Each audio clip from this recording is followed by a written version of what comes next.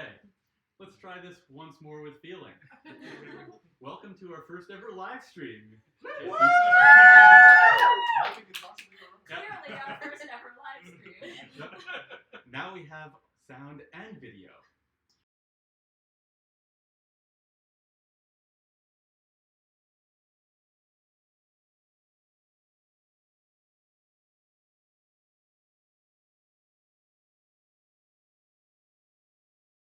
For the award.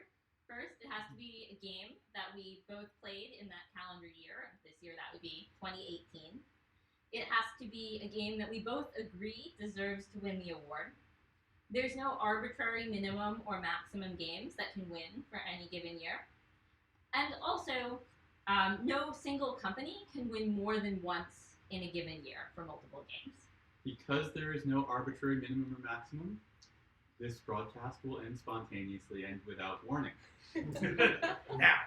So, we are also joined with a live audience from a number of people from the local New York City, New Jersey escape room enthusiast community.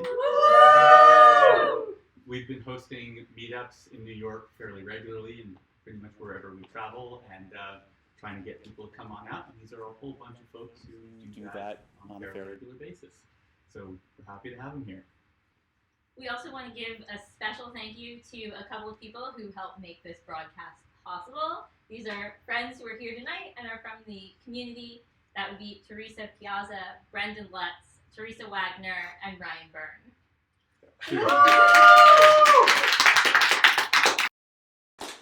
Okay, so we should get this started. So we're going to open the envelopes.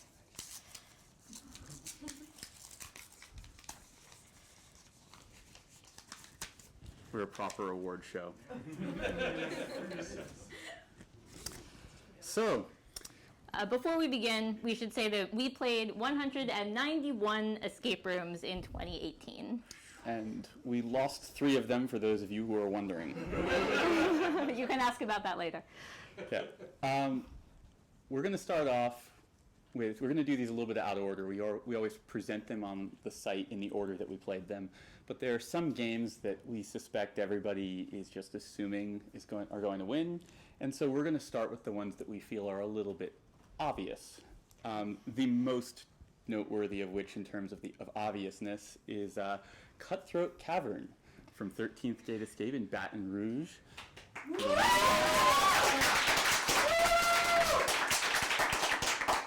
This game has a lot of hype around it, and you should just believe that hype.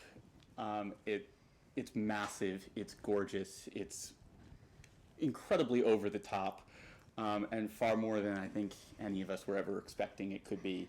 It's a beautiful game, and you should play it. And you can play it, because in July, we are bringing our escape room tour back to Louisiana, so that you can all join us in playing Cutthroat Cavern and some of the many games in New Orleans and Baton Rouge that we have loved so much. More details about that tour will be available on roomescapeartist.com tomorrow, but you can buy your tickets now or after this broadcast by emailing us. And so that's going to be mid-July, July 12th to 14th, I believe are the dates. We're going to reveal a lot of details about what that tour is going to be, but there are a whole bunch of things that are unannounced, some surprises that are coming, and you're just going to have to take our word for it that it's awesome, and then we'll tell you more about that as it gets closer. The next winner is from Los Angeles, California. It's Stash House, a Los Angeles crime story.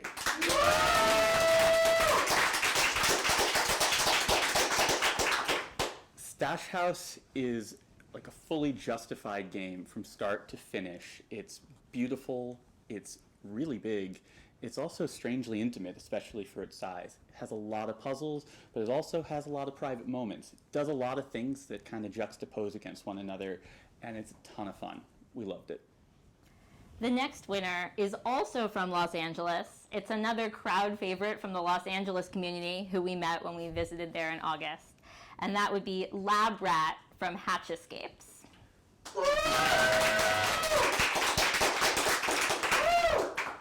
Going a little ways away from Los Angeles. Wait, I didn't get to talk about it. Oh, you didn't get Whoops.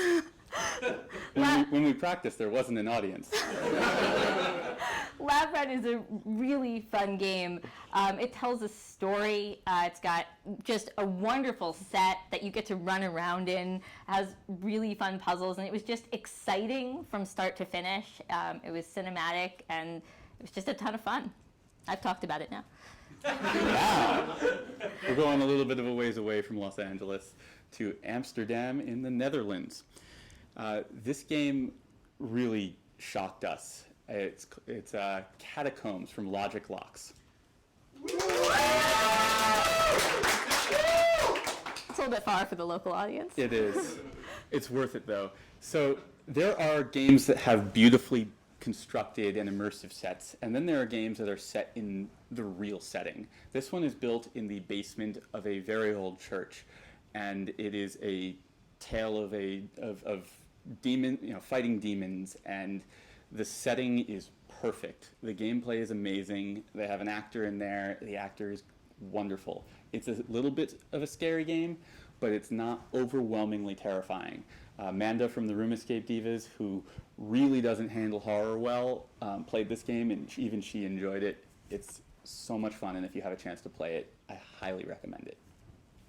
On our trip to the Netherlands this year, we got to play a couple of games that were not in Amsterdam, and one of those was The Experiment at the Great Escape in Zwolle.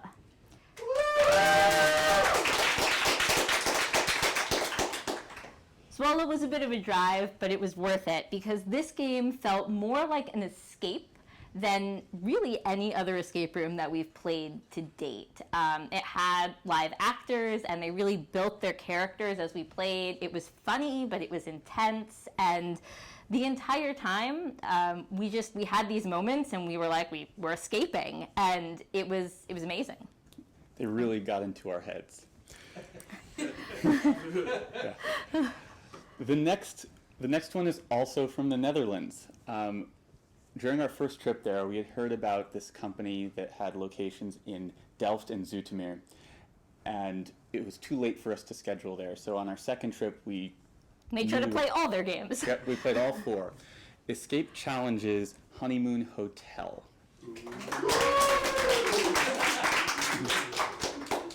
This was a horror game, as all of Escape Challenge's games are, and it really was so cinematic.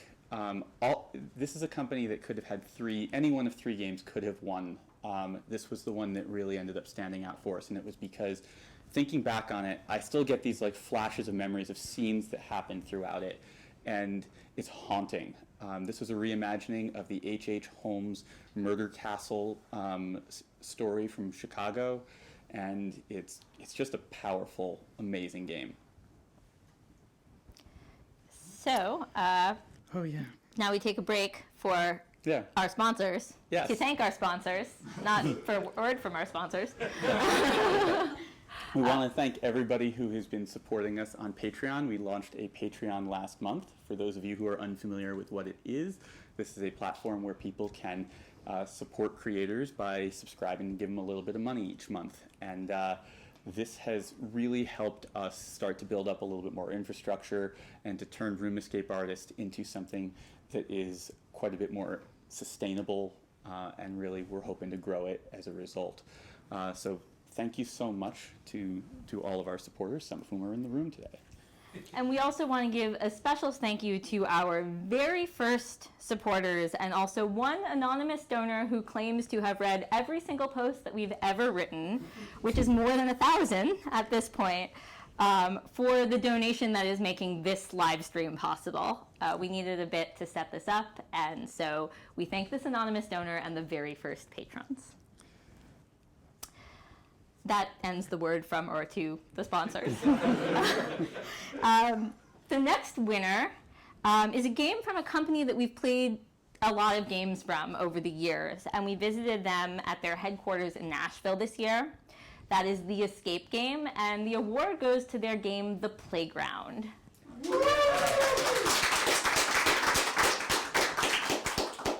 playground was a joy to play. I don't think any of us expected when we walked into that room that we were going to like going back to school as much as we did. But we were just running around and in the puzzles and in between the puzzles, because the playground. And it was just fun. Every moment of that game was just a joy. It had a kind of a ridiculous premise that totally worked, and we loved it. The power of whimsy. Yeah. Next up is from just outside of Atlanta, Georgia. It is Escape the Netherworlds, Sasquatch.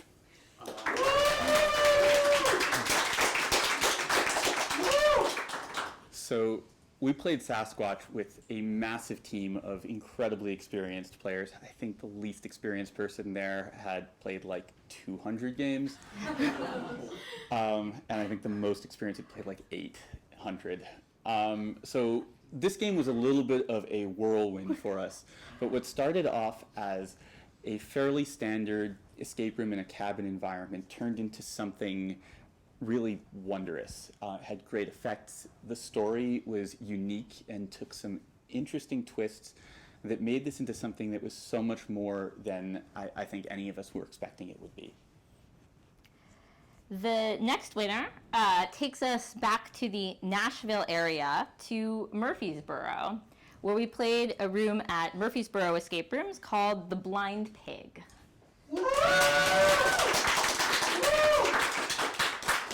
And for anybody who read that post in the first moments that it published, it said the bling pig.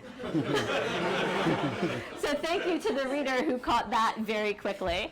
But it is actually the blind pig, and it was a phenomenal game. It was a small set. It was compact, and it had a lot of wonderful surprises. It had really great puzzles and just really awesome moments, and it felt like the complete package. It felt like playing an escape room, and just the escape room worked great, and we just had a ton of fun. So the next one is from a city that I used to live in, Escape City Buffalo's Over the Falls.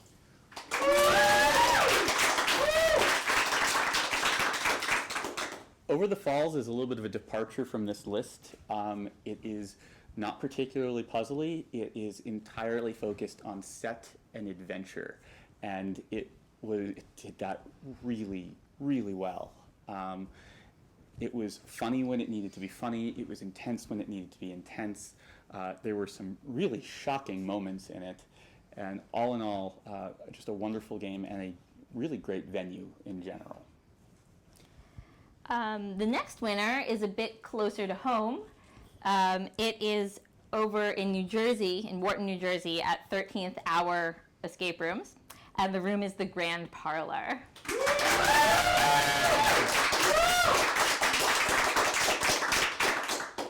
And the Grand Parlor was grand. It had expansive, it had height. It opened up into a lot of space, but it also had really intimate spaces, and the puzzles were fun. They were whimsical. They were big. They were small. It had a lot of great moments for the entire team to enjoy together. Moments that people had in small moments. It was really fun, and we played it in October. And in October, when the haunted houses open, they have actors in their escape rooms, and so we got to play it with the actors, who really just added a lot of just fun and energy to the room. But we think whether or not you played in October, it's a fabulous game. So next up is, really love all of these games, but every once in a while there's one that get really excited to give an award to. And this one, I just think that the creator probably doesn't see this coming. It is from Leominster, Massachusetts, the Gate Escapes, the Observatory.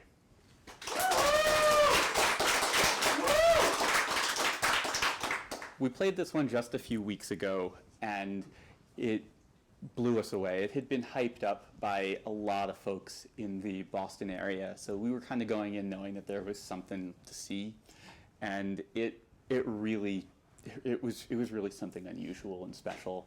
This is a game that it's a 90-minute game that was designed to present more of a challenge for experienced players, and it succeeded in doing that. It had a really interesting flow and progression, and some wonderful moments that when we figured out what was going on, we were just overjoyed. The next winner is back in California. We went out to San Francisco, and I think that this is not going to be a shocker, but the newest room from Palace Games, the Edison Escape Room.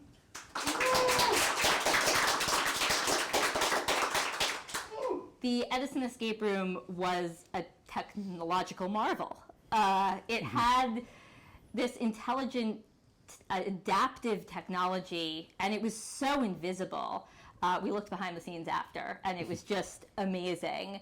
But even more than that, the room was beautiful, and it was an adventure, and it felt like a combination of a video game, but also just something new. Yeah. And it was just remarkable. It was one of the most impressive escape rooms that we've ever seen. It really was something special. And it is also why we are taking a second tour to San Francisco. We're going to be doing a Escape the Palace tour, which is going to be focused specifically on Palace games.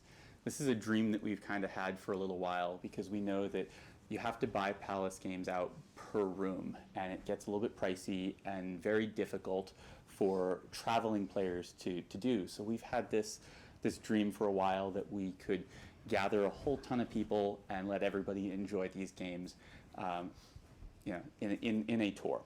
And so that's what we're going to be doing this summer. So that will be June. It'll be June 1st through 3rd, the first weekend, a couple days of June, in San Francisco, highlighting the Palace. It's going to feature all of their games, their original Houdini room, their Roosevelt room, the Edison room, and a new one that we cannot say the name of, but we can tell you it's going to be awesome. So stay tuned on that. And as we said with the other tour, and this goes for both tours, more information will be published on the blog tomorrow, but you can email us now, right away. You can get your tickets tonight, and we hope everyone's going to come out for these tours. Yes, indeed. And we said that this would end without warning. That was the 13th winner and the last of the evening, the last of the year. So there were 13 winners this year, and congratulations to the 13 Golden Lock-In Award winners for 2018. Thank you so much.